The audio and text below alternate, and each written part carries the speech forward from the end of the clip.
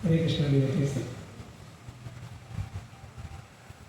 ഞാൻ ആദ്യമായിട്ടാണ് നമ്മുടെ ഒരു ക്ലാസ്സിലൊക്കെ ട്രൈ ചെയ്ത് ഹരേ കൃഷ്ണ പറഞ്ഞ ഒരു മേഴ്സി കൊണ്ട് ഒരു ചാൻസ് കിട്ടിയത് ക്ലാസ് എടുക്കാനായിട്ട്. അപ്പോൾ ഇന്ന് നമ്മൾ നോക്കാൻ പോകുന്നത് ചാപ്റ്റർ 16 ശ്ലോക 13, 14, 15 ആണ്. ആ 3 ശ്ലോകവും ഒരുമിച്ച് വരുന്നതാണ്. അത് ഞാൻ വായിക്കാം. നമുക്കത് നല്ല പാട്ട് പോലെ പാടാൻ പറ്റില്ല, കാരണം കുറച്ച് ലെങ്തി ആയിട്ടുള്ള ശ്ലോകമാണ്.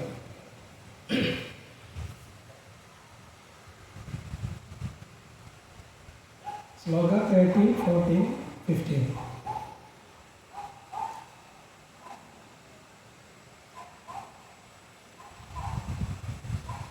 ഇതമധ്യാമയാ ലബ്ധമിമം പ്രാപ്സ്യേ മനോരഥം ഇതമസ്തി ധമവി മേ ഭവിഷ്യതി പുനർധനം അസൗ മയ്യാ ഹദാ ശത്രുർ ഹരിഷ്യേ ചാപരാനപി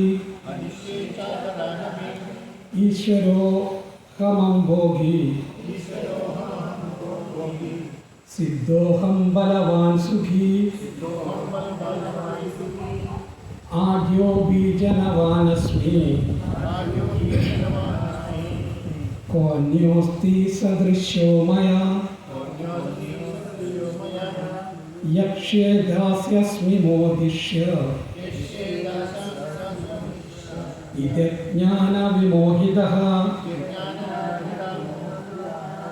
ഇദമദ്യ മയാ ലബ്ധമിമം പ്രാപ്സ്യേ മനോരഥം ഇദമസ്തീതമവി മേ ഭവിഷ്യതി പുനർധനം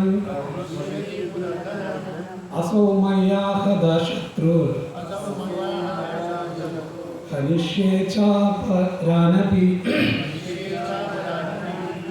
ഈശ്വരോഹമഹം ഭോഗി സിദ്ധോഹം ബലവാൻ സുഖി ആദ്യോ ബീജനവാനസ്മി കോന്യോസ്തി സദൃശോ മയാ യക്ഷ്യേ ദാസ്യാസ്മി മോദിഷ്യ ഇതി ജ്ഞാനവിമോഹിതഃ ഇദമദ്യ മയാ ലബ്ധമിമം പ്രാപ്സ്യേ മനോരഥം ഇദമസ്തീതമവി മേ ഭവിഷ്യതി പുനർധനം അസൗ മയ്യാ ഹദാ ശത്രുർ ഹനിഷ്യേ ചാപരാനപി ഈശ്വരോ ഹമഹം ഭോഗി സിദ്ധോഹം ബലവാൻ സുഖി ആദ്യോ ബീജനവാനസ്മി കോന്യോസ്തി സദൃശോ മയാ യക്ഷ്യേ ദാസ്യസ്മി മോദിഷ്യ ഇതി ജ്ഞാനവിമോഹിതഃ.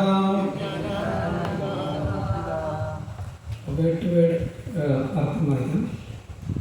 അദ്യ ഇന്ന്, മയ എന്നാൽ ബ്രാക്കറ്റിൽ ഞാൻ നിമിത്തം, ഇമം ഇത്, ലബ്ധം ലബ്ധമായി, ഇതം മനോരഥം ഈ ആഗ്രഹത്തെ, പ്രാപ്സ്യേ ഞാൻ പ്രാപിക്കും, ഇതം ബ്രാക്കറ്റിൽ ധനം ഈ ധനം, അസ്തി ഉണ്ട്, പുനഃ വീണ്ടും, ഇതം ധനം അഭി ഈ ധനവും, മേ എനിക്ക്, ഭവിഷ്യതി ഭവിക്കും, അസൗ ശത്രു ഈ ശത്രു, മയ എന്നാൽ ഞാൻ നിമിത്തം, ഹതഃ കൊല്ലപ്പെട്ടു, അപരാൻ ബ്രാക്കറ്റിൽ ശത്രു. അഭി അന്യ ശത്രുക്കളെയും ഹനിഷ്യേച്ച ഹനിക്കുകയും ചെയ്യും. അഹം ഞാൻ ഈശ്വരഃ ഈശ്വരനാണ്, ബ്രാക്കറ്റിൽ അധിപതിയാണ്. അഹം ഭോഗി ഞാൻ ഭോഗങ്ങൾ അനുഭവിക്കുന്നവനാണ്. അഹം ഞാൻ സിദ്ധഃ സിദ്ധനാണ്, കൃതനാണ്. ബലവാനാണ്. സുഖീയനാണ്. ആഢ്യനാണ്, അഥവാ ധനവാനാണ്. അഭിജാനവാനസ്മി കുലീനനാകുന്നു. മയാ സദൃശഃ എന്നോട് തുല്യനായി. അന്യഃ അന്യൻ. ഖ അസ്തി ആരുണ്ട്. യക്ഷ്യേ ഞാൻ യോഗം ചെയ്യും.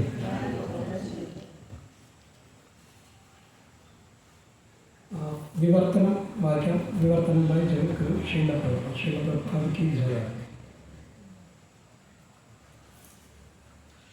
അസുര സ്വഭാവി ഇങ്ങനെ വിചാരിക്കും. സോറി, ഇവിടെ ഒരു കുറച്ചുകൂടി ഉണ്ടായിരുന്നു, അർത്ഥത്തിൽ കുറച്ചുകൂടി വിട്ടുപോട്ടെ. ദാസ്യാമി ഞാൻ ദാനം ചെയ്യും. മോദിഷ്യേ ഞാൻ സന്തോഷിക്കും.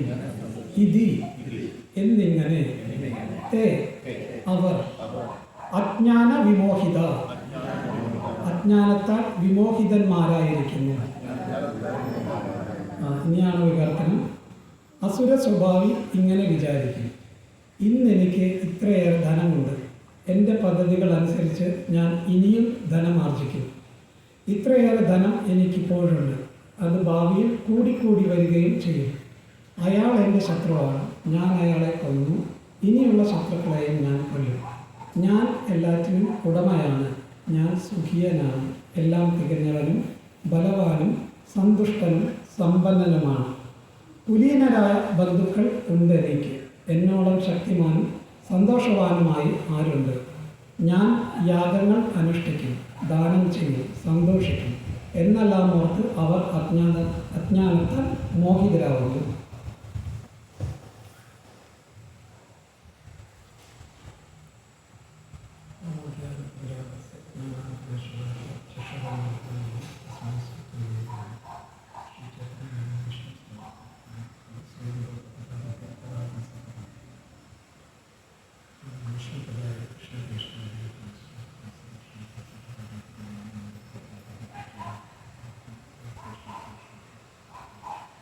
നമോ വിഷ്ണുപദായ കൃഷ്ണപ്രേഷ്ഠായ ഗുരുവേ ശ്രീമതേ ഭക്തിവേദാന്ത സ്വാമിനാഥനാമി. നമസ്തേ സാരസ്വതേ ദേവേ ഗൗരവാണി പ്രചാരിണി നിർവിശേഷശൂന്യവാദി പശ്ചാത്തലദേശകാരിണി. ജയ ശ്രീകൃഷ്ണ ചൈതന്യ പ്രഭോ നിത്യാനന്ദ ശ്രീ അദ്വൈത ഗദാധര ശിവാസാദി ഗൗരഭക്തവൃന്ദ. ഹരേ കൃഷ്ണ കൃഷ്ണ കൃഷ്ണ ഹരേ ഹരേ. ഹരേ രാമ രാമ രാമ ഹരേ. വാഞ്ചകൽപതരോഗേഷു കൃപാ സിന്ധുഭ്യേവ ച പതിതാനാം പാവനേഭ്യോ വൈഷ്ണവേഭ്യോ നമോ നമഃ.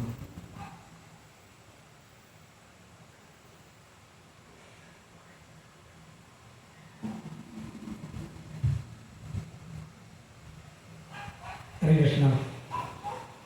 അപ്പോൾ നമ്മൾ ഈ അധ്യായത്തിൻ്റെ ഇതിനു മുൻപുള്ള ശ്ലോകങ്ങളിൽ നമ്മൾ മനസ്സിലാക്കി ഈ അസുര സ്വഭാവികളുടെയും അതായത് ദേവന്മാരുടെ സ്വഭാവത്തെക്കുറിച്ചാണ് ഈ അധ്യായത്തിൽ 16-ാം അധ്യായത്തിൽ വിവരിക്കുന്നത് പ്രധാനം.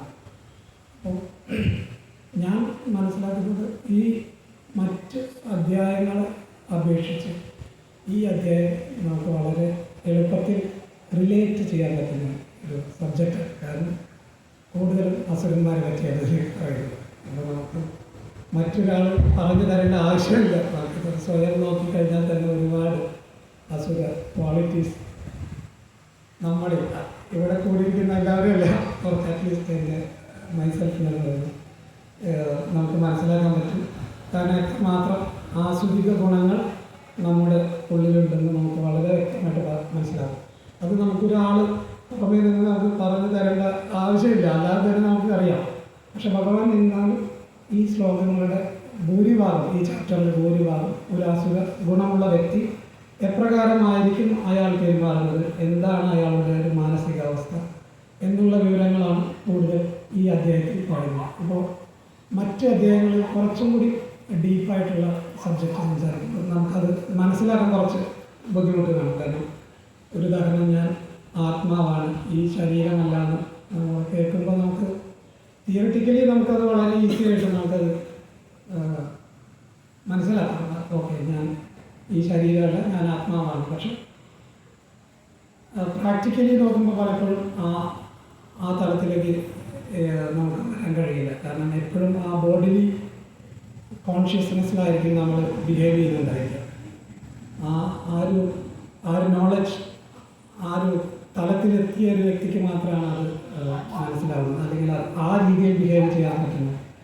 അപ്പോൾ അത്തരം കട്ടി കൂടിയ സബ്ജക്റ്റ് കുറച്ച് മനസ്സിലാക്കാൻ നമുക്ക് കുറച്ച് ബുദ്ധിമുട്ടാണ്. മനസ്സിലാവും, പക്ഷെ റിയലൈസ് ചെയ്യാൻ കുറച്ച് ബുദ്ധിമുട്ടാണ്. പക്ഷെ ഈ പറയുന്ന കാര്യങ്ങളെല്ലാം നമുക്ക് വളരെ ഈസി ആയിട്ട് മനസ്സിലാവും. കാരണം ഞാൻ എന്നുള്ളൊരു സബ്ജക്റ്റാണ് ഇതിനകത്ത് പറയുന്നത്. ഒരു ആസുര സ്വഭാവിയുടെ ഒരു മെയിൻ സ്വഭാവം എന്ന് പറഞ്ഞാൽ എല്ലാറ്റിൻ്റെയും ഉടമസ്ഥൻ ഞാനാണ് എല്ലാം ചെയ്യുന്നത്, എനിക്ക് എല്ലാം ചെയ്യാനുള്ള ശക്തിയുണ്ട്, എനിക്ക് ആരുടെയും സഹായം ആവശ്യമില്ല, ഞാൻ എനിക്കിഷ്ടമുള്ള എല്ലാം ചെയ്യാൻ എനിക്കതിനുള്ള പ്രാപ്തിയുണ്ടെന്നാണ് ഒരു ആസുരിക സ്വഭാവമുള്ള ഒരു വ്യക്തി കരുതുന്നത്.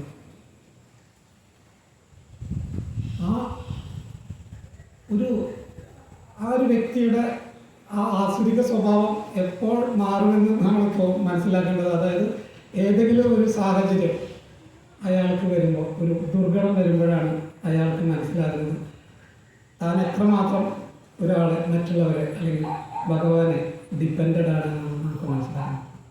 ഉദാഹരണത്തിന് നമ്മുടെ ജീവിതത്തിൽ തന്നെ നമ്മൾ എടുത്ത് കഴിഞ്ഞ് കാണുന്നത്, ഞാൻ എൻ്റെ ബുദ്ധി കൊണ്ട് ഞാൻ ജോലി ചെയ്യുന്നു, എൻ്റെ കഴിവ്, എൻ്റെ സ്കില്ല് കൊണ്ട് ഞാൻ ജോലി ചെയ്യുന്നു, ആ സ്കില്ല് ഉപയോഗിച്ച് എനിക്ക് ഒരുപാട് പൈസ കിട്ടുന്നു, ഇതെല്ലാം എൻ്റെ ഒരു കഴിവുകൊണ്ടാണെന്ന് നമ്മൾ പലപ്പോഴും നമ്മൾ ചിന്തിക്കും. പക്ഷേ യഥാർത്ഥത്തിൽ ഒരു നിമിഷം മതി നമുക്കിതൊന്നും ചെയ്യാൻ പറ്റാത്തൊരവസ്ഥ വരാനായിട്ട്. ആ ഒരു സമയത്ത് നമ്മൾ മറ്റൊരാളുടെ സഹായം ഇല്ലാതെ നമുക്ക് ഒന്നും ചെയ്യാൻ പറ്റാത്ത അവസ്ഥകൾ വരും. അപ്പോൾ നമ്മൾ കെട്ടിപ്പൊക്കിയ ഈ വലിയ അഹങ്കാരം, ഞാനാണ് എന്താ പറയുക, ഒരു ഭക്ഷണം പ്രസാദം എടുത്ത് കഴിക്കണമെങ്കിൽ കൂടി ഇനി ഒരാളുടെ സഹായം ആവശ്യമുള്ളൊരു സാഹചര്യത്തിൽ നമുക്ക് മനസ്സിലാവും ഈ ഞാനെന്നുള്ളൊരു ചിന്തയിലൊന്നുമില്ല, അതൊരു വേറെ ഒരു നീർക്കുമുള്ള പോലത്തെ ഒരു സാങ്കേതികമാണ് നമുക്ക് മനസ്സിലാവും. അപ്പോൾ അത്തരം അവസ്ഥകൾ ഒരു ഭക്തന് വരുന്നത്, ആ ഭക്തന് പൂർണ്ണമായും ഭഗവാനെ ശരണം പ്രാപിക്കാനുള്ള ഒരു അവസരമായിട്ടാണ് ഭഗവാൻ ആ വ്യക്തിക്ക് കൊടുക്കുന്നത്. കാരണം പല അനർത്ഥങ്ങളും ഉള്ളിലുള്ള ഒരു ഭക്തന് അത്തരത്തിലുള്ളൊരു സന്ദർഭം വരുന്ന സമയത്ത് അദ്ദേഹത്തിന് അത് സ്വയം മനസ്സിലാക്കാനുള്ള ഒരു ചാൻസാണ്. കാരണം ഭഗവാനല്ലാതെ എനിക്ക് വേറെ ആരുമില്ല എന്നുള്ളൊരു ഒരു ചിന്ത ആ സമയത്ത് വരാൻ സാധ്യതയുണ്ട്. അങ്ങനെ വരുന്ന സമയത്ത് നമുക്ക് ഭഗവാനെ പൂർണ്ണമായിട്ടും ശരണം പ്രാപിക്കാൻ, ഇനിയുള്ള തൻ്റെ സമയം ഭഗവാന് വേണ്ടി പൂർണ്ണമായും ഞാൻ ചെലവഴിക്കും എന്ന് ആ ഒരു വ്യക്തിയെ കൂടുതൽ ഹമ്പിളാക്കാനും കൂടുതൽ സറണ്ടർ ചെയ്യാൻ വേണ്ടിയിട്ടാണ് ഭഗവാൻ അത്തരം സന്ദർഭങ്ങൾ ഓരോ വ്യക്തിയുടെയും ജീവിതത്തിൽ കൊടുക്കുന്നത്. അപ്പോൾ ഓരോ വ്യക്തിയുടെയും കപ്പാസിറ്റി അനുസരിച്ച് അതിൻ്റെ ആഘാതം കൂടുമെന്നാണ് എനിക്ക് തോന്നുന്നത്. ഒരു വ്യക്തിക്ക് താങ്ങാൻ പറ്റുന്നതായിരിക്കും ഭഗവാൻ പരമാവധി കൊടുക്കുന്നുണ്ടാവുക. ആ ഒരു സാഹചര്യം ആ വ്യക്തി മനസ്സിലാക്കുകയാണെങ്കിൽ ഇതെനിക്ക് ഭഗവാൻ തന്നൊരു അവസരമാണ്, അതായത് എൻ്റെ ഈ അഹങ്കാരം അല്ലെങ്കിൽ ഞാൻ എന്തോ ആണെന്നുള്ളൊരു ചിന്ത അത് മാറ്റിവെച്ച് എനിക്ക് ഭഗവാന്റെ അനുവാദമില്ലാതെ ഒരു നിമിഷം പോലും, ഒരു ശ്വാസം പോലും അകത്തേക്ക് വലിക്കാൻ പറ്റില്ല എന്നുള്ളൊരു ബോധ്യം വരുന്നൊരു സമയത്ത് നമുക്ക് മനസ്സിലാവും ഇത് എന്താ പറയുക, നമ്മൾ ഭഗവാനെ സറണ്ടർ ചെയ്യേണ്ട സമയമാണ്. കാരണം ഇത്ര അമൂല്യമായ ഒരു മനുഷ്യജന്മം നമുക്ക് ലഭിച്ചു. പക്ഷേ പല ആഗ്രഹങ്ങളുടെയും പുറകെ കൂടെ നമ്മൾ ഓടിക്കൊണ്ടിരിക്കുകയാണ്. എനിക്കത് വേണം, അത് ചെയ്യണം, ഇത് ചെയ്യണം. പക്ഷെ അൾട്ടിമേറ്റ്ലി ഇത്തരം ആഗ്രഹങ്ങളൊന്നും അത് സഫലീകരിച്ചാലും അതിലൊരു സംതൃപ്തി നമുക്ക് ഉണ്ടാവില്ല. പക്ഷെ എപ്പോഴാണോ പൂർണ്ണമായിട്ടും നമ്മൾ ഭഗവാൻ സറണ്ടർ ചെയ്യുന്നത്, ഭഗവാന്റെ സേവനങ്ങളിൽ പൂർണ്ണമായിട്ടും മുഴുവൻ നമുക്ക് പറ്റുന്നത്, ആ സമയത്ത് മാത്രമേ നമുക്ക് ആ യഥാർത്ഥ ജീവിതത്തിൻ്റെ ഒരു സംതൃപ്തി, സന്തോഷം നമുക്ക് ലഭിക്കുന്നത്.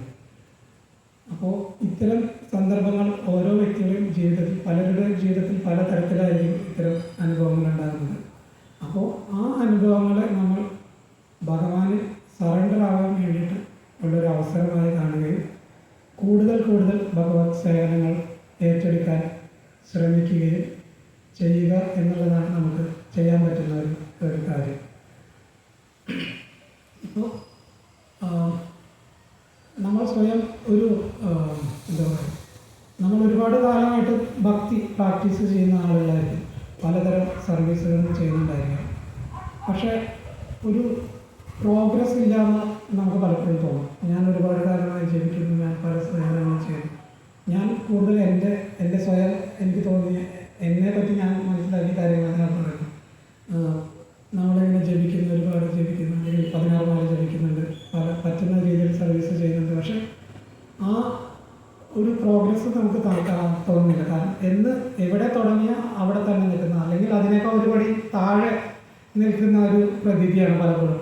ആ ഒരു ആധ്യാത്മിക പ്രാക്ടീസ് ചെയ്യുന്ന വ്യക്തിക്കുണ്ടാകുന്ന ഒരു സന്തോഷം അല്ലെങ്കിൽ ഒരു സംതൃപ്തി പലപ്പോഴും കിട്ടുന്നില്ല. അപ്പോൾ ഇങ്ങനെ ഒരു സാഹചര്യത്തിൽ എനിക്ക് ചെയ്യാൻ പറ്റിയ ഒരു ഭഗവാന്റെ ഒരു അനുഗ്രഹമായിട്ട് ഞാൻ കാണുന്നത്, ഞാൻ പലപ്പോഴും നാമജപം ചെയ്യുന്നത് വളരെ വളരെ ഓടിച്ചിട്ടൊരു നാമജപമായിരിക്കും. കാരണം എനിക്ക് എൻ്റെ മനസ്സിൽ എത്രയും പെട്ടെന്ന് ആ ഒരു നാമം ജപിച്ച് തീർക്കുക, അടുത്ത എൻ്റെ ജോലിയിലേക്ക് കടക്കുക.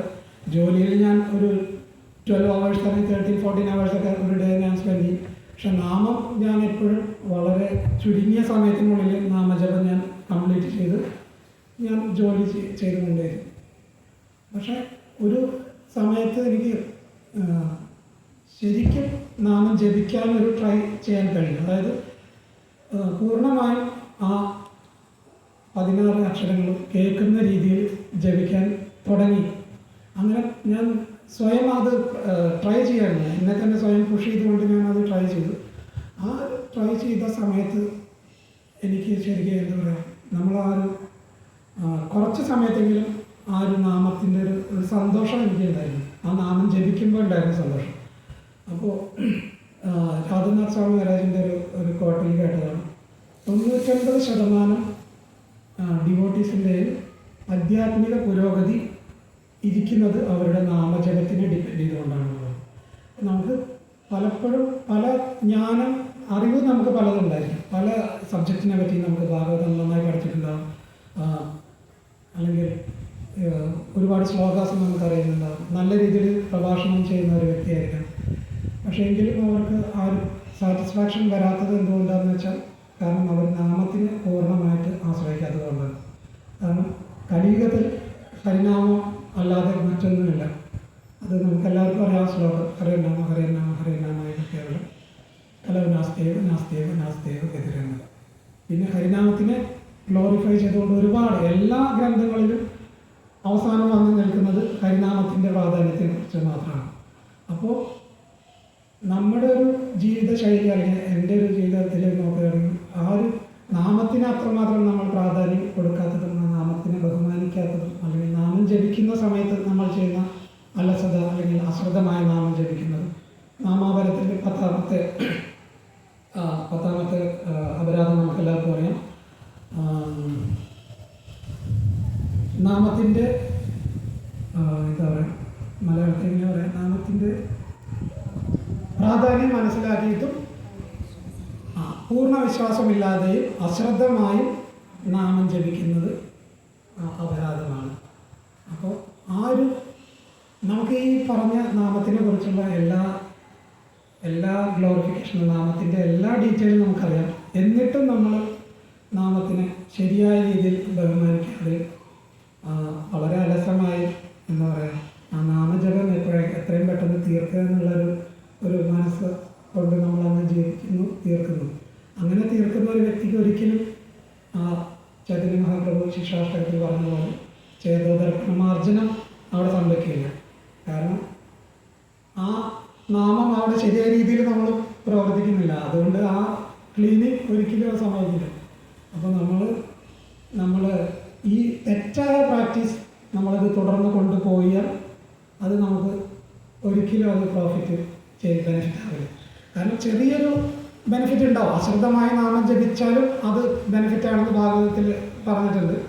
അതായത് കളിയാക്കിയ പോലെ പറഞ്ഞാൽ കൂടി നാമം നമുക്ക് ഫലം ചെയ്യും. പക്ഷെ ഒരു ആധ്യാത്മിക ജീവിതത്തിൽ ആ പരമമായ ലക്ഷ്യത്തിലെത്തണം, അല്ലെങ്കിൽ ആ യഥാർത്ഥ ആ സത്ത നമ്മൾ അനുഭവിക്കണം എന്ന് ആഗ്രഹിക്കുന്ന ഒരു വ്യക്തിയാണെങ്കിൽ അവർ ഏറ്റവും കൂടുതൽ പ്രാധാന്യം കൊടുക്കേണ്ടത് നാമജപത്തിനാണ്. അതൊരു ചെറിയ ഇൻസിഡൻറ്റ് എനിക്ക് തോന്നിയതാണ്. അപ്പോൾ അതിന് ശേഷം അത് പ്രാക്ടീസ് ചെയ്യാൻ ട്രൈ ചെയ്യണം. കാരണം ആദ്യം നമ്മൾ 5 മിനിറ്റ് കൊണ്ട് ഒരു മാല ജപിച്ചിരുന്നത് ശരിയായി. അതുകൊണ്ടാണ് കൂടുതൽ പ്രഭാത് എപ്പോൾ നാമം ജപിക്കുന്നത് കേട്ടാൽ ഒരു വേർഡ് പോലെ അതിന് മിസ്സാകുന്നില്ല. പ്രഭാത് ജപിക്കുന്നത് നമ്മൾ ശ്രദ്ധിച്ചാൽ മനസ്സിലാവും. അദ്ദേഹം വളരെ ശാന്തനായി ഹരേ കൃഷ്ണ ഹരേ കൃഷ്ണ കൃഷ്ണ കൃഷ്ണ ഹരേ ഹരേ ഹരേ രാമ രാമ രാമ ഹരേ ഹരേ, ഇതേ ആ ഒരു സ്പീഡിലും അത്രയും ശുദ്ധമായിട്ടാണ് അദ്ദേഹം ജപിച്ചുകൊണ്ടിരുന്നത്. അങ്ങനെ നമ്മൾ 16 മാല ശ്രദ്ധയോടുകൂടി ജപിച്ചാൽ ഒരു ദിവസം, ഓരോ ദിവസവും തീർച്ചയായിട്ടും ആ വ്യക്തിക്ക് വളരെ സാറ്റിസ്ഫാക്ഷൻ ഉണ്ടാവും. ആധ്യാത്മികമായിട്ടുള്ള അദ്ദേഹത്തിന് എന്താണോ അറിയേണ്ടത് അത് ഓട്ടോമാറ്റിക്കലി അദ്ദേഹത്തിന് അറിയാൻ കഴിയും. കാരണം നാമം എന്ന് പറയുന്നത് നമുക്ക് എല്ലാവർക്കും അറിയാം, നാമം is known different than love. So പക്ഷെ അത് നമ്മൾക്ക് എന്തുകൊണ്ട് അത് അനുഭവിക്കാൻ പറ്റുന്നില്ല എന്ന് വെച്ചാൽ നമ്മൾ നാമത്തിനെ ബഹുമാനിക്കുന്നുമില്ല, വളരെ അവഗണിച്ചുകൊണ്ടാണ് നമ്മൾ ജീവിക്കുന്നത്. ഹരേ കൃഷ്ണ ഹരേ കൃഷ്ണ ഈ ഒരു സ്പീഡിലും, അല്ലെങ്കിൽ ചിലപ്പോൾ മൊബൈൽ നോക്കി ജപിക്കുന്നു, അല്ലെങ്കിൽ വേറെ എന്തെങ്കിലും ആലോചിച്ചുകൊണ്ട് ജപിക്കുന്നു. ഒരു മാല ജപിക്കുന്നതിനിടയിൽ നമ്മുടെ മനസ്സ് എത്രയോ കാര്യങ്ങൾ ആലോചിച്ചുകൊണ്ടിരിക്കുന്നുണ്ട്. അപ്പോൾ അത്രയും അശ്രദ്ധമായിട്ടാണ് നമ്മൾ നാമം ജപിച്ചുകൊണ്ടിരിക്കുന്നത്. യഥാർത്ഥത്തിൽ നാമജപം എന്ന് പറഞ്ഞാൽ ഭഗവാനെ ഗ്ലോറിഫൈ ചെയ്യാനുള്ളത്. ഭഗവാനെ ഗ്ലോറിഫൈ ചെയ്യുന്ന സമയത്ത് നമ്മൾ എത്ര അശ്രദ്ധമായി ചെയ്തു കഴിഞ്ഞാൽ ആ ഭഗവാൻ എങ്ങനെയുണ്ടായിരിക്കും ആ ഫീൽ. ഇപ്പം നമ്മുടെ മുന്നിലൊരു ഒരു വ്യക്തി, വളരെ ഉന്നതനായ ഒരു വ്യക്തി വന്നിട്ട് അദ്ദേഹത്തിന് നമ്മൾ വളരെ കെയർലെസ്സായിട്ട് അദ്ദേഹത്തെ ട്രീറ്റ് ചെയ്യുന്നത്, അദ്ദേഹത്തിൻ്റെ പേര് വിളിക്കുന്നത് എത്ര അരോചകമായിട്ടുള്ളൊരു അവസ്ഥയായിരിക്കും. അപ്പോൾ ആ ഒരു പോയിൻ്റാണ് ഞാൻ എന്താ പറയുക, ഇവിടെ ഒരുപാട് സീനിയറായിട്ടുള്ള ഡിവോട്ടീസ് ഉണ്ട്. അവരെ പറ്റിയല്ല പറയുന്നത്, എന്നെ കുറിച്ചാണ് കൂടുതൽ പറയുന്നത്. കാരണം ഒരുപാട് റിയലൈസ്ഡ് ആയിട്ടുള്ള വ്യക്തികളവരുണ്ട്. അപ്പോൾ നാമജപത്തിൻ്റെ ആ ഒരു പ്രാധാന്യം അല്ലെങ്കിൽ ഞാൻ പലപ്പോഴും ജപത്തെ പറ്റിയാണ് പറയുന്നത്. സങ്കീർത്തനമാണെങ്കിൽ എനിക്ക് ഫുൾ ടൈം ആ സങ്കീർത്തനം ചെയ്യുന്ന സമയത്ത് ഒരു വേർഡ് പോലും ഞാൻ തെറ്റി പാടുകയോ അല്ലെങ്കിൽ ഒരു വേർഡ് പറയാതെ പോവുകയോ ഒരിക്കലും ഉണ്ടാവില്ല. അതുകൊണ്ട് തന്നെയാണ് ചൈതന്യ മഹാപ്രഭു നാമസങ്കീർത്തനത്തിന് ഈ കലിയുഗത്തിലേക്ക് പ്രൊമോട്ട് ചെയ്യുന്നതും പുഷ് ചെയ്യാനും കാരണം ആ നാമം നമ്മൾ ശ്രദ്ധിച്ചാൽ മനസ്സിലാവും. നമ്മൾ ഹരിനാമം സങ്കീർത്തനത്തിലിരിക്കുന്ന സമയത്ത് നമ്മൾ നാമം കൂടെ പാടുമ്പോൾ ഒരിക്കലും നമ്മളൊരു വേർഡ് പോലും നമ്മളതിൽ നിന്ന് മിസ് ചെയ്യുന്നുണ്ടാവില്ല. നമ്മളത് കേൾക്കുകയും ചെയ്യും. നമ്മുടെ ചിന്ത വേറെ എവിടെയും പോകുന്നുണ്ടാവില്ല.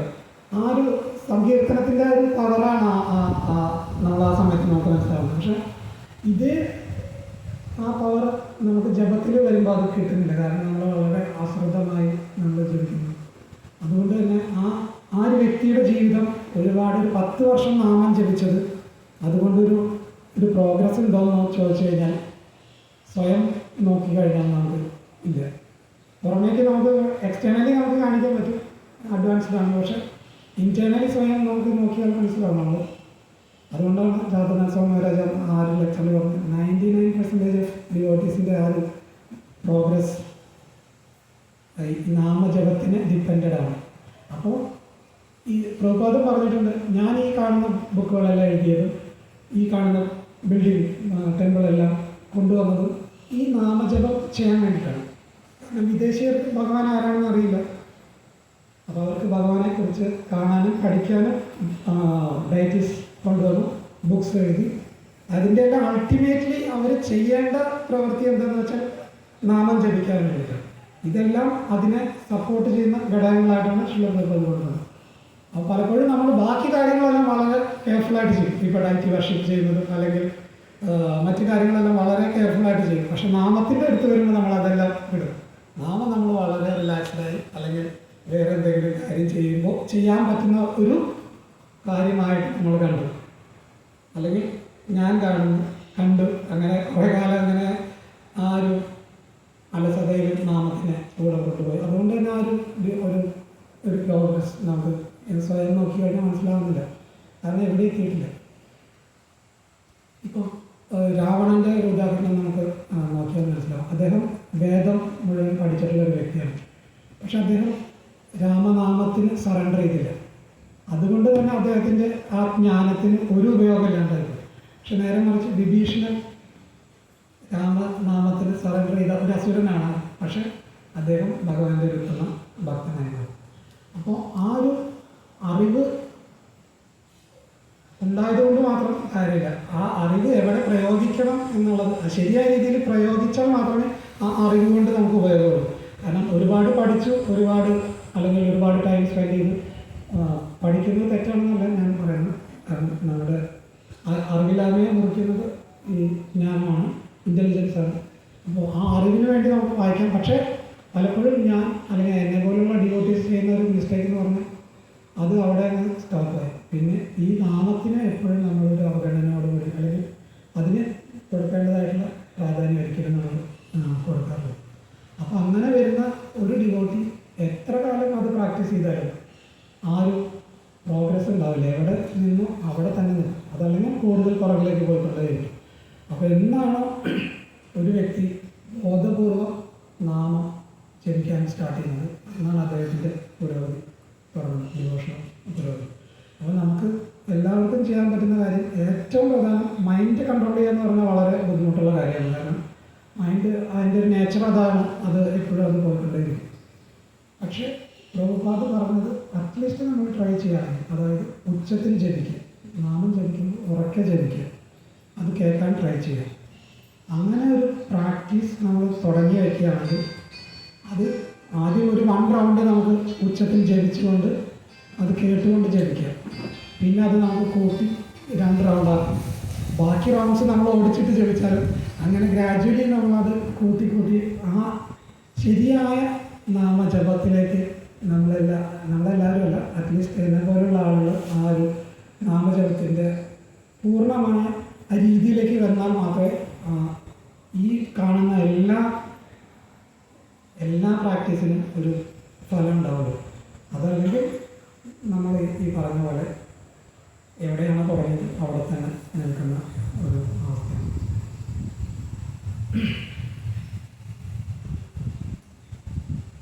പിന്നെ ഞാനിപ്പോൾ ഇത് പറയാനൊരു കാരണം എന്താണെന്ന് വെച്ചാൽ, കാരണം എനിക്കിങ്ങനെ കുറച്ച് സമയം ഒരു 5 ദിവസം നല്ല ഫ്രീ ആയിട്ടുള്ളൊരു ടൈം കിട്ടി. അപ്പോൾ ഞാൻ ഇത് കൂടുതൽ ഇതിനെപ്പറ്റി എനിക്കത് മനസ്സിലാക്കാനുള്ളൊരു സാഹചര്യം കിട്ടി. കാരണം അപ്പോൾ എനിക്ക് ജോലിയുടെ തിരക്കില്ല, മോനെ സ്കൂളിൽ വിടുന്നതിൻ്റെ തിരക്കിൽ വെറുതെ ചുമ്മാ അങ്ങനെ കിടന്നാൽ മതിയായിരുന്നു. അപ്പോൾ ഞാൻ സ്വയം എന്നെ തന്നെ പുഷ് ചെയ്തുകൊണ്ട് ഞാൻ ട്രൈ ചെയ്യായിരുന്നു. വലിയ ബുദ്ധിമുട്ടാണ്, കാരണം അങ്ങനെ അത്രയും ജപിക്കാമെന്ന് പറഞ്ഞത്. പക്ഷേ എങ്കിലും നമ്മളത് ശരിക്കും ട്രൈ ചെയ്യുമ്പോഴാണ് നമുക്ക് ആ ഒരു എന്തിനാണ് പ്രഭുപാദ് നാമം ഇങ്ങനെ കേട്ടുകൊണ്ട് ജപിക്കാൻ പറയുന്നത് എന്ന് നമുക്ക് മനസ്സിലാകും. കാരണം ആ സമയത്ത് നമുക്ക് പല റിയലൈസേഷൻസും വരും. അത് വന്ന പോലെ അങ്ങനെ തന്നെ പോകും. പക്ഷെ നമ്മളവിടെ നോട്ട് ചെയ്ത് വയ്ക്കാത്തതുകൊണ്ട് നമുക്കത് പലപ്പോഴും ഓർമ്മിച്ചെടുക്കാൻ പറ്റുന്നില്ല. പക്ഷെ ശരിക്കും ആ നാമത്തിൻ്റെ പൊട്ടൻസി ഒരു ചെറിയ പരിധി വരെയെങ്കിലും നമുക്കത് മനസ്സിലാക്കാൻ പറ്റും. എപ്പോഴാണോ നമ്മൾ ശരിക്കും ആ നാമം ഉച്ചത്തിൽ ജപിക്കുന്നത്, കേട്ടുകൊണ്ട് ജപിക്കുന്ന സമയത്ത്, ആ സമയത്ത് ശരിക്കും ആ സമയത്ത് എനിക്ക് മനസ്സിലായി എൻ്റെ മൈൻഡ് എവിടെയും പോയിരുന്നില്ല. ശരിക്കും ആ നാമത്തിൽ കുറച്ച് ആ ഒരു ജപം തീരുന്നവരെ 16 മാലയല്ല, അറ്റ്ലീസ്റ്റ് ഒരു 4-5-6 റൗണ്ട്സ് എല്ലാം വളരെ അതിൽ ഫോക്കസ്ഡായിട്ട് ചെയ്യാൻ പറ്റും. എന്നെ സംബന്ധിച്ച് ഒരു വിചാരം ഉണ്ടായിരുന്നു, എനിക്കൊരിക്കലും അത് ഫോക്കസ് ചെയ്ത് ചെയ്യാൻ പറ്റില്ലാണെന്നാണ് ഞാൻ കരുതിയിരുന്നത്. ഞാനങ്ങനെ അത് വളരെ കാഷ്വലായിട്ട് അല്ലെങ്കിൽ നാമത്തിനൊരു ബഹുമാനം ഇല്ലാത്ത രീതിയിൽ, ബഹുമാനം ഇല്ലാന്നൊക്കെ എനിക്ക് ഇപ്പോഴാണ് മനസ്സിലാവുന്നത്. ഞാൻ നാമത്തിനെ ബഹുമാനിക്കുന്നില്ല, ഇങ്ങനെയല്ല ജപിക്കേണ്ടത്, ശരിക്കും ഇത് ഇത്രയും ശ്രദ്ധയോട് കൂടിയിട്ടാണ് നമ്മൾ ജപിക്കേണ്ടതെന്ന് പിന്നെ ഈ ഒരു അവസരത്തിലാണ് കൂടുതൽ എനിക്ക് അതിനെ വെച്ച് മനസ്സിലാക്കാൻ കഴിയും. അപ്പോൾ ആ ഒരു ആ ഒരു എക്സ്പീരിയൻസ് ശരിക്കും ആ ഒരു വ്യക്തിക്ക് ഒരു പുരോഗതിക്ക് ഏറ്റവും അടിസ്ഥാനപരമായിട്ടുള്ള ഒരു സംഗതിയാണ്.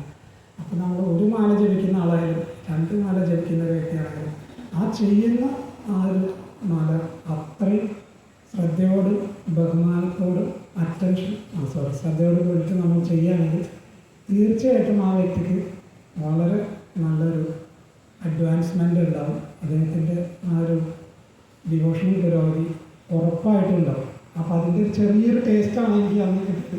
അത് എപ്പോഴും നമുക്ക് ആ ഒരു കൺസിസ്റ്റൻസി കിട്ടിയെന്ന് വരില്ല. കാരണം പല നമ്മുടെ ഒരു അനക്കം, നമ്മുടെ ഒരു പ്രശ്നമുണ്ട്.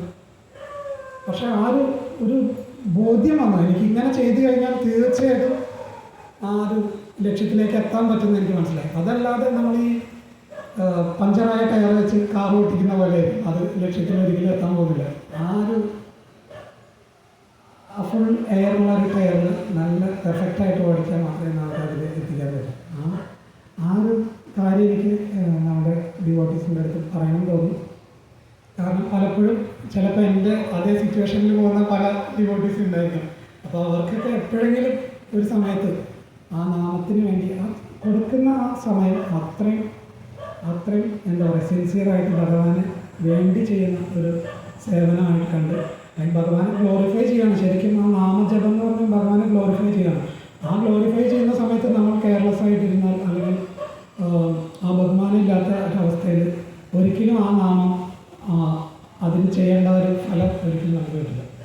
അപ്പോൾ ആ ഒരു നാമജപത്തിൻ്റെ ഒരു ഇമ്പോർട്ടൻസ് നമ്മുടെ ജീവിതത്തിൽ, അല്ലെങ്കിൽ എനിക്കിനി ആ ഒരു കൺസിസ്റ്റൻസിയിലേക്ക് വരണം എന്നാണ് എൻ്റെ ഒരു ആഗ്രഹം. എത്രമാത്രം നമുക്ക് അത് പറ്റുന്നറിയില്ല.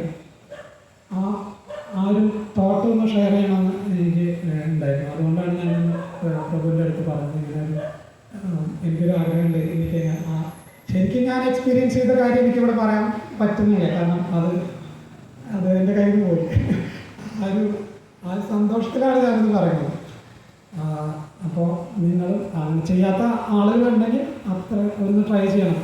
നാമജപം ചെയ്യുമ്പോൾ പൂർണ്ണമായിട്ടും ആ ഒരു ശ്രദ്ധയോടും സന്തോഷത്തോടുകൂടി ബഹുമാനമാണ് എനിക്ക് തോന്നിയത്. അതൊരു നമ്മൾ മിസ് ചെയ്യുന്നത്. കാരണം ഇപ്പോൾ ഞാൻ അങ്ങനെ ഡയറ്റിംഗ് വർഷിപ്പ് അല്ലെങ്കിൽ പ്രോപ്പർ സർവീസൊക്കെ ചെയ്യുന്ന സമയത്ത് വളരെ കെയർഫുള്ളായിട്ടാണ് നമ്മൾ ചെയ്യുന്നത്. ഒരു നിമിഷം പോലും നമ്മൾ വേറെ ഒന്നും ആലോചിക്കാതെ അത്രയും ശ്രദ്ധയോട് കൂടിയിട്ടാണ് ഡ്രസ്സ് ചെയ്യുന്നത്, ഇതെല്ലാം ചെയ്യുന്നത്. പക്ഷേ നാമം ജപിക്കുമ്പോൾ എന്തുകൊണ്ടാണ് എനിക്ക് ആ ഒരു ശ്രദ്ധയില്ലാത്തത്? ഞാൻ എന്താണ് ഇത്രയും കെയർലെസ് ആയിട്ട് ചെയ്യുന്നത്? പലപ്പോഴും ചിലപ്പോൾ മൊബൈൽ എടുക്കുന്ന അതിനെടുക്കുന്നത്, അല്ലെങ്കിൽ വേറെ എന്തൊക്കെയോ പ്ലാനുകൾ ചെയ്യുന്ന ഒരു സമയമായിട്ട് നാമജപം. ഇന്ന് എൻ്റെ ആഗ്രഹങ്ങൾ അത് ചെയ്യണം, ഇത് ചെയ്യണം, ഇങ്ങനെ നാമജപം ഈ സൈഡിൽ കൂടെ ഇങ്ങനെ പോയിക്കൊണ്ടേയിരുന്നു. പക്ഷെ ഇത് ഞാനിത് 20 കൊല്ലം 30 കൊല്ലം ചെയ്താലും ഒരു കാര്യമില്ല. പക്ഷെ ഇപ്പോൾ എനിക്കിത് ഫിക്സ് ചെയ്യാൻ പറ്റുകയാണെങ്കിൽ ഞാനത് കണ്ടിന്യൂ ചെയ്യുമ്പോൾ അത് തീർച്ചയായിട്ടും എനിക്കതിൽ ഗുണം ആവുമെന്ന് എനിക്ക് മനസ്സിലായി. അപ്പോൾ അതുകൊണ്ടാണ് എന്നെപ്പോലെ ബുദ്ധിമുട്ടുന്ന ആരെങ്കിലും ഉണ്ടെങ്കിൽ അവർക്കും കൂടി അതൊരു ഉപകാരമായിട്ട് എന്ന് വിചാരിച്ചിട്ട് ഞാൻ ഇത് പറയാൻ കാരണമുണ്ടായി. പിന്നെ പറയാനുള്ളൊരു കാര്യം, നമ്മൾ ഒരു വൈഷ്ണവാസിൻ്റെ ഒരു മേഴ്സി കാരുണ്യത്തിനെ കുറിച്ചാണ് പറയുന്നത്. അതിൽ എൻ്റെ ഗുരുദേവൻ ഒരു ലെക്ചറിൽ പറഞ്ഞൊരു കാര്യം എനിക്ക് ഓർമ്മ വരുന്നു. അദ്ദേഹം വന്ന സമയത്ത് അദ്ദേഹത്തിൻ്റെ കൃഷ്ണനാരായണ അങ്ങനെ കുറച്ച് ഐഡിയ ഉണ്ടായിരുന്നു ആ മുന്നേ തന്നെ. പക്ഷേ അദ്ദേഹത്തിനെ ഏറ്റവും അധികം ആകർഷിച്ചത് ശ്രീല പ്രഭുപാദിൻ്റെ സ്നേഹമായിരുന്നു. പ്രഭുപാദ് കൊടുത്ത സ്നേഹത്തിലായിരുന്നു അദ്ദേഹത്തിനെ ഏറ്റവും ആകർഷിച്ചത്. അദ്ദേഹത്തെ മാത്രമല്ല, ആ കൂടിയിരുന്ന ആളുകളെല്ലാം പ്രഭുപാദിൻ്റെ ഒരു ലവിലാണ് അവർക്ക് വളരെ എന്താ പറയുക സന്തോഷം കിട്ടിയിരുന്നത്. കാരണം അവരെ സംബന്ധിച്ച് ഇതൊന്നും ഇല്ലാതെ ഇങ്ങനെ അലഞ്ഞു തിരിഞ്ഞ് അല്ലെങ്കിൽ ഡ്രഗ്സ് കഴിച്ച് അങ്ങനെ നടന്നതാണ്. അപ്പം ഇങ്ങനൊരു വ്യക്തി വന്ന് അവർക്ക് ഇതുവരെ കിട്ടാത്തൊരു സ്നേഹം അത് കിട്ടിയപ്പോൾ അവർക്ക് ഗുരുദേവൻ പറഞ്ഞിട്ട് ആ സ്നേഹത്തിലാണ് ഞാൻ അട്രാക്റ്റഡ് ആയിരുന്നുള്ള ഒരു ലെക്ചറിലേക്ക് ഞാൻ കേട്ടത്. അപ്പോൾ ആ ഒരു ഡിവോട്ടീസിൻ്റെ വൈഷ്ണവാസിൻ്റെ ഒരു സ്നേഹം അല്ലെങ്കിൽ ആ ഒരു മേഴ്സി കിട്ടുക എന്ന് പറഞ്ഞാൽ അതൊരു വലിയൊരു ഭാഗ്യമാണ് സത്യം പറഞ്ഞു. അത് ഞാൻ ഈ 5 ദിവസം കൊണ്ട് ഞാൻ ശരിക്കും അനുഭവിച്ചു. അതിന് ഒരു താങ്ക്സ് പറയാനും വേണ്ടിയിട്ടാണ് ഞാൻ ഇന്ന് വന്നത്. അതല്ലാതെ എന്നെ സംബന്ധിച്ച് ഞാനിന്ന് ക്ലാസ് ആയിട്ട് എടുക്കണമെന്ന് എനിക്ക് ആഗ്രഹമില്ല. കാരണം എനിക്ക് അതിനുള്ളൊരു അറിവില്ല ഇങ്ങനെ അത്രയും പറയാനായിട്ട്. പക്ഷെ എൻ്റെ ആ കമ്പഷനെയും അല്ലെങ്കിൽ അവർ തന്ന ഒരു ആ മേഴ്സി അല്ലെങ്കിൽ അവർ ചെയ്തു തന്ന കാര്യങ്ങൾ ചിലപ്പോൾ ഒരു ഫോൺ കോളായിരിക്കാം, അല്ലെങ്കിൽ എൻ്റെ അവിടെ വന്നിരുന്ന് ആശ്വസിപ്പിച്ച ആളുകൾ. അത്രയും വലിയ പ്രശ്നമൊന്നും എനിക്കുണ്ടായിരുന്നില്ല. പക്ഷേ എൻ്റെ ഒരു സ്വഭാവം ചെറിയ കാര്യമാണെങ്കിൽ ചിലപ്പോൾ ഞാൻ അതിനെ പറ്റി ഇങ്ങനെ ആലോചിച്ച്, അല്ലെങ്കിൽ ഇപ്പോൾ ഗൂഗിളിലാണെങ്കിൽ ഇതിലേക്ക് നമ്മൾ സെർച്ച് ചെയ്ത് തെറ്റായ കുറേ ഇൻഫർമേഷൻ നമുക്ക് കിട്ടും. അതെല്ലാം നമ്മളിങ്ങനെ ആലോചിച്ച് നമ്മൾ തന്നെ സ്വയം ഒരു ഐഡിയ ഉണ്ടാക്കിയെടുക്കും, ഇതായിരിക്കും എൻ്റെ പ്രോബ്ലം അല്ലെങ്കിൽ ഇതാണ്. അപ്പോൾ അതെല്ലാം ക്ലാരിഫൈ ചെയ്യാൻ ഇതുപോലുള്ള വൈഷ്ണവർ വരികയും നമുക്ക് വേണ്ട എല്ലാ സപ്പോർട്ടും എന്താ അത് എനിക്ക് എങ്ങനെയാണ് അത് പറയേണ്ടതെന്ന് അറിയില്ല. കാരണം ഞാൻ അനുഭവിച്ച ഒരു ഫീലിംഗ് എൻ്റെ വാക്കിൽ എനിക്ക് പറയാൻ പറ്റില്ല. അത് ശരിക്കത് പുറത്തേക്ക് വരുന്നില്ല എനിക്ക്. അതുകൊണ്ട് തന്നെ കേൾക്കുന്നവർക്കും അത് എത്രത്തോളം അത് ഉൾക്കൊള്ളാൻ പറ്റുന്ന എനിക്കറിയില്ല. പക്ഷെ ഒരു കാര്യം ഞാൻ മനസ്സിലാക്കി, എനിക്ക് എപ്പോഴൊക്കെ ഒരു വ്യക്തിനെ സഹായിക്കാൻ ഒരു ചാൻസ് കിട്ടും അത് ഞാൻ ചെയ്തിരിക്കും. ആ ഒരു ഇതെനിക്ക് വന്നു. കാരണം ആ വൈഷ്ണവാസിൻ്റെ ആ സ്നേഹവും അവരുടെ പരിചരണവും അവരുടെ കെയർ, പിന്നെ നേരിട്ട് വരാൻ പറ്റാത്ത ആളുകളുണ്ട്, പക്ഷെ വരണമെന്ന് ആഗ്രഹിച്ച ഒരുപാട് ആളുകളും അവരെനിക്ക് വേണ്ടിയിട്ട് അറ്റ്ലീസ്റ്റ് മനസ്സിലൊരു സമയത്തെങ്കിലും ചിന്തിച്ച് കാണും. അത് തന്നെ വലിയ കാര്യമാണ്. ഇപ്പം എല്ലാവർക്കും അവിടെ വന്ന് ഇരിക്കാൻ പറ്റിയെന്ന് വരില്ല. കാരണം പല തിരക്കിലുള്ള ആൾ വരാൻ പറ്റിയ ആളുകൾ വരുന്നു, പറ്റുന്ന ചെറിയ ചെറിയ സഹായം അല്ലെങ്കിൽ ഇതൊക്കെ പറയുമ്പോൾ എന്താ പറയുക, ആ വൈഷ്ണവാസിൻ്റെ സ്നേഹം എന്താണെന്ന് ആ സമയത്ത് എനിക്ക് കുറച്ച് ഭയങ്കരമായിട്ട് ഫീൽ ചെയ്തു. അപ്പോൾ ഞാൻ വിചാരിച്ചു ഇതുപോലെ ബുദ്ധിമുട്ടുന്ന ആളുകൾ ഉണ്ടാവും. അപ്പോൾ പലപ്പോഴും ഞാൻ എൻ്റെ തിരക്ക് കാരണം അതൊന്നും അറ്റൻഡ് ചെയ്യാതെ എനിക്ക് ജോലിയാണ് അല്ലെങ്കിൽ അത് കാണാൻ അങ്ങനെ പറഞ്ഞ് നമ്മൾ അങ്ങനെ വിട്ടുകളയും. പക്ഷേ ഇപ്പോൾ മനസ്സിലാകുന്ന അത്തരം സാഹചര്യങ്ങളെല്ലാം ഭഗവാൻ നമുക്ക് തരുന്നൊരു അവസരമാണ് ഒരു വൈഷ്ണവനെ സഹായിക്കാൻ. ചിലപ്പോൾ ഒരു ശുദ്ധഭക്തനായിരിക്കും നമ്മൾ സഹായിക്കാൻ പോകുന്നത്. അപ്പോൾ അദ്ദേഹത്തിൻ്റെ മനസ്സിലുണ്ടാകുന്ന ഒരു സന്തോഷം അല്ലെങ്കിൽ സംതൃപ്തി തീർച്ചയായിട്ടും അതൊരു വലിയൊരു ഒരു കാരുണ്യമാണ് നമ്മളെ സംബന്ധിച്ച്. അപ്പോൾ നമ്മൾ ആ ഒരു ഉന്നത തലത്തിൽ ഉള്ളൊരു വ്യക്തി അല്ലാത്തതുകൊണ്ട്, അത്ര ജ്ഞാനം ഇല്ലാത്തതുകൊണ്ട് ഈ ലോകത്ത് നമുക്ക് പുറത്ത് കടക്കണമെങ്കിൽ ഈ വൈഷ്ണവരുടെ കാര്യം കൂടിയേ തീരും. അപ്പോൾ ഇത്തരം സാഹചര്യങ്ങളെല്ലാം നമ്മൾ വളരെ സന്തോഷത്തോടു കൂടി അത് ചെയ്യണം എന്ന് എനിക്ക് അങ്ങനെ തോന്നി. അപ്പോൾ ഞാൻ ആരുടെയും പേരെടുത്ത് പറയുന്നില്ല, ഇങ്ങനെ എന്താ പറയുക, അങ്ങനെ ആരുടെയും പേര് വിട്ടുപോയി കഴിഞ്ഞാൽ അത് മറ്റുള്ളവർക്ക് വിഷമമാണ്. പക്ഷേ ഓരോ വൈഷ്ണവാസം ഇപ്പോൾ വീടെല്ലാം വിട്ട് നമ്മൾ വീട്ടുകാരും വരാനും പറ്റാത്തൊരു സാഹചര്യം. അപ്പോൾ ആ ഒരു കുറവ് ഒരൊറ്റ എന്താ പറയുക, അങ്ങനെ ഒരു കുറവ് എനിക്ക് തോന്നിയില്ല. വളരെ സന്തോഷമായിട്ടാണ്. പക്ഷെ ഫിസിക്കലി എനിക്ക് അത്ര പ്രോബ്ലമൊന്നും ഇല്ലായിരുന്നു. അതൊരു കാരണമായിരിക്കും.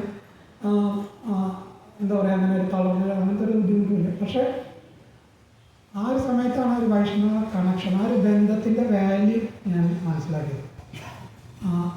എത്രമാത്രം ആ വൈഷ്ണവ പരസ്പരം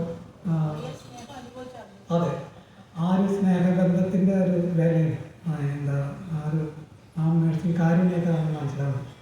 അപ്പം ഇത്തരം ചില അനുഭവങ്ങൾ വരുമ്പോഴാണ് നമുക്കത് കിട്ടുന്നത്. പലപ്പോഴും കുറച്ച് കഴിയുമ്പോൾ നമ്മൾ വീണ്ടും പഴയ ട്രാക്കിലേക്ക് പോകും, അതെല്ലാം മറക്കും.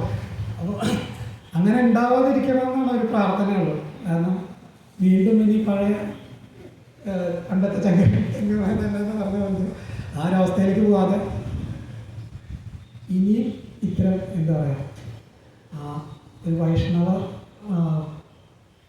വൈഷ്ണവരുടെ ഒരു അടിസ്ഥാനം തന്നെ എനിക്ക് മനസ്സിലാവുന്നത് എന്താ വെച്ചാൽ വൈഷ്ണവാസ് ഈക്വൽ ടു ലവ് എന്നുള്ളൊരു ചിന്തയാണ് എനിക്ക് കാണുന്നത്. അപ്പോൾ അവരൊന്നും പ്രതീക്ഷിക്കുന്നില്ല തിരിച്ച്. എന്നാലും എൻ്റെ ആരുമല്ല അവർ, സത്യം പറഞ്ഞാൽ എനിക്ക് ഒരു ബ്ലഡ് റിലേഷൻ നോക്കുകയാണെങ്കിൽ ആരുമല്ല. എന്നാലും അവർ പല പ്രശ്നങ്ങളും പല വയ്യാത്ത ആളുകളും അവരെ സ്വയം പുഷ് ചെയ്തുകൊണ്ട് അവർ പല സഹായങ്ങളും ചെയ്യുന്നത്. അത് എനിക്കത് പറഞ്ഞറിയിക്കാൻ പറ്റില്ല. അങ്ങനെ സഹായം ചെയ്ത അല്ലെങ്കിൽ ആ ഒരു സ്നേഹം തന്ന എല്ലാ വൈഷ്ണവർക്കും അവരുടെ മുന്നിൽ ഒരു സാഷ്ടാംഗ പ്രണാമം ചെയ്യാനാണ് സത്യം പറഞ്ഞ് ഞാനിന്ന് വന്നിരുന്നത്. അതായത് ഞാൻ ക്ലാസ് എടുക്കാനായിട്ട് വന്നതല്ല. അപ്പോൾ അതിന് എന്താ പറയുക, ആ ഒരു വൈഷ്ണവരുടെ സ്നേഹം എല്ലാവരുടെ ഉള്ളിൽ എപ്പോഴും ഉണ്ടാവണം. നമ്മൾ ആരെയും കാണിക്കാൻ വേണ്ടിയിട്ടല്ല, പക്ഷെ ആ ഒരു സ്നേഹബന്ധത്തിലായിരിക്കണം ഈ വൈഷ്ണവ സമൂഹം അല്ലെങ്കിൽ നമ്മുടെ ഈ സ്കൂൾ മുന്നോട്ട് പോകേണ്ടത് എന്നുള്ളൊരു ചെറിയൊരു ഒരു എന്താ പറയുക ഒരു റിയലൈസേഷൻ എന്ന് പറയാം ഒരർത്ഥത്തിൽ വന്നത്. അത് തുടർന്നും അങ്ങനെ പോകണമെന്ന് ആണ് ആഗ്രഹം. ആ ഒരു എന്താ പറയുക വീണ്ടും തിരിച്ച് ആ ഒരു മോഡിലേക്ക് പഴയ അതിലേക്ക് പോകാതെ എപ്പോഴും ആ ഒരു സ്നേഹബന്ധം അല്ലെങ്കിൽ പരസ്പരം സഹായിക്കാനുള്ളൊരു മനസ്സ് ഇവിടെയുള്ള ഓരോ വൈഷ്ണവാസിനെ എടുത്തു നോക്കിക്കഴിഞ്ഞാലും നമുക്ക് മനസ്സിലാവും അവർ അത്രമാത്രം മറ്റുള്ളവർക്ക് വേണ്ടി അങ്ങനെ ഒന്നും തിരിച്ചൊന്നും ആഗ്രഹിക്കാതെ ചെയ്യുന്ന ആളുകളാണ്. സ്വന്തം ബന്ധുക്കൾ പോലും എനിക്ക് സ്വന്തം കാര്യം എടുത്ത് നോക്കിക്കഴിഞ്ഞാൽ ഞാൻ ശരിക്കും എൻ്റെ കൂടെ ഉണ്ടാകുമെന്ന് വിചാരിച്ച പല ആളുകളും ഉണ്ടായില്ല. അതെന്നെ സംബന്ധിച്ച് വലിയൊരു റിയലൈസേഷനാണ്. അപ്പോൾ ഒട്ടും പ്രതീക്ഷിക്കാത്തൊരു വ്യക്തിയാണ് ഇങ്ങോട്ട് കയറി എന്നെ സഹായിക്കാൻ കയറി വന്നത്. അപ്പോൾ ഇതെല്ലാം ഭഗവാന്റെ ഒരു കാരുണ്യമായിട്ടാണ് ഞാൻ മനസ്സിലാക്കുന്നത്. ഓരോ വ്യക്തികളും എങ്ങനെയുള്ളവരാണ് അല്ലെങ്കിൽ എന്താണ് ശരിയായ ബന്ധം എന്നുള്ളവർക്ക് മനസ്സിലാക്കാൻ വേണ്ടിയിട്ടുള്ളൊരു ചാൻസ് ആയിട്ടാണ് മനസ്സിലാക്കിയത്. കൂടാതെ എൻ്റെ ഉള്ളിലുള്ള അനർത്ഥങ്ങളും ഒന്ന് മാറ്റി നമുക്ക് പറ്റുന്ന രീതിയിൽ ഭഗവാന് സറണ്ടർ ആവാനും ഇനി കൂടുതൽ സേവനങ്ങൾ ഭഗവാന് വേണ്ടി ചെയ്യാനും ഉള്ളൊരു ചെറിയൊരു ഒരു ഒരു ഒരു ട്രെയിനിങ് പീരീഡായിട്ടാണ് ഞാൻ എടുക്കുന്നത്. അപ്പോൾ ഈ ഒരു കാര്യം ഞാൻ മനസ്സിൽ ഒരുപാട് കാര്യം വിചാരിച്ചിരുന്നു. പക്ഷെ അതിൻ്റെ ഒരു 10% പോലും എനിക്ക് പറയാൻ പറ്റിയില്ലായിരുന്നു. എങ്കിലും ഇത് പറയാൻ വേണ്ടിയിട്ടാണ് ഞാൻ ഇന്ന് ഇവിടെ വന്നത്. അതിനൊരു അവസരം തന്ന ഹരേ കൃഷ്ണ പ്രഭു. ഇന്ന് ആക്ച്വലി വ്രജസേന പ്രഭുവിൻ്റെ ടേണായിരുന്നു ക്ലാസ് എടുക്കേണ്ടത്. അദ്ദേഹത്തിൻ്റെ അടുത്ത് ഞാൻ ചോദിച്ച് മേടിച്ച പ്രഭു എനിക്കിന്ന് എല്ലാ വൈഷ്ണവസിൻ്റെ അടുത്ത് നന്ദി പറയണം. കാരണം എനിക്കത് വളരെ സന്തോഷമുള്ള ഒരു എക്സ്പീരിയൻസ് ആയിട്ടാണ് ഉണ്ടായിരുന്നത്.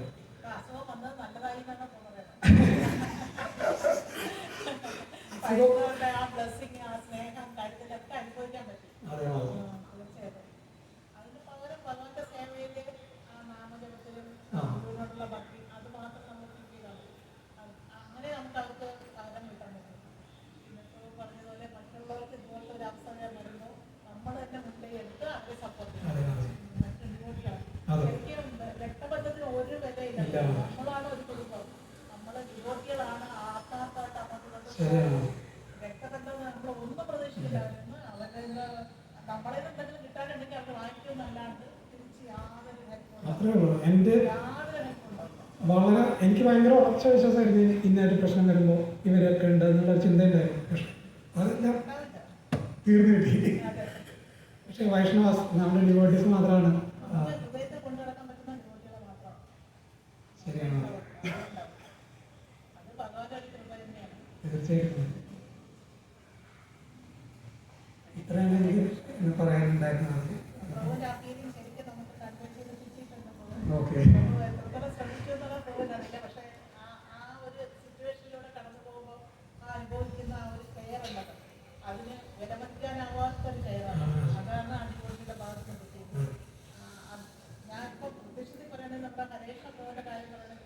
ഒരു പേപ്പറിൽ സൈൻ ചെയ്യുന്ന കാര്യം പോലും അദ്ദേഹം എത്ര കെയറായിട്ട് ചെയ്തതെന്നറിയാം. നമ്മളെ സംബന്ധിച്ച് ആ പേപ്പർ വലിയ വാല്യൂ ഉള്ളതാണ്. പക്ഷെ പ്രഭുവിനെ ഇത്രയും തിരക്ക് പിടിച്ചതിൻ്റെ ഇടയിൽ ഓഫീസിൽ കൊണ്ടുപോയി അത് സൈൻ ചെയ്തിട്ട് തന്നപ്പോൾ ശരിക്കും പറഞ്ഞാൽ അത് ഭയങ്കര ഒരു ബ്ലസ്സിംഗ് ആയിട്ടാണ്. അതിനൊരു നന്ദി വാക്ക് പോലും ഞാൻ പറഞ്ഞില്ല. പക്ഷെ മനസ്സിലായി ഞാനത് ഭയങ്കര 1000 വട്ടം നന്ദി പറഞ്ഞു. ഭഗവാനെടുത്ത് നന്ദി പറഞ്ഞു. അദ്ദേഹത്തിന് അത്രയും അല്ല പ്രഭുവിൻ്റെ അടുത്ത് ഞാൻ നേരിട്ടത് പറഞ്ഞില്ലാന്നേ ഉള്ളൂ. ഹൃദയത്തിലത് സൂക്ഷിച്ചു. മാധവിപ്പ് പറഞ്ഞല്ലോ.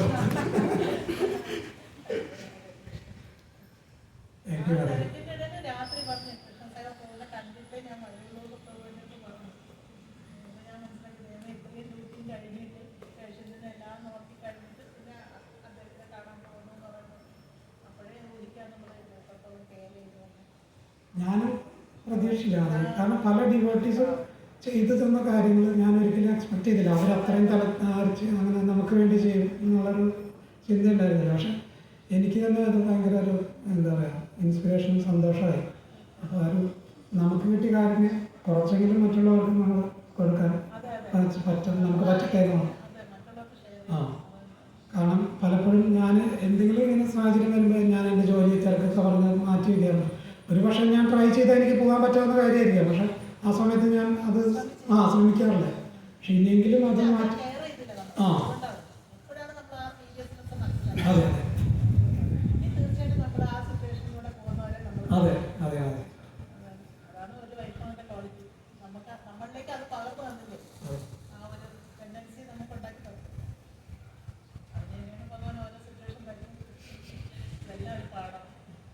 हरे कृष्ण हरे कृष्ण ग्रंथराज श्रीमद् भगवद गीता की जय, श्रील प्रभुपाद की जय, श्रील गुरुदेव की जय, गौर प्रेम कृपा सिंधुभ्येव च पतितानां पावनेभ्यो वैष्णवेभ्यो नमो नमः। अनंत कोटि वैष्णव वृंद की जय। नामाचार्य श्रील हरिदास ठाकुर की जय, श्रील प्रभुपाद की जय, गौर प्रेम।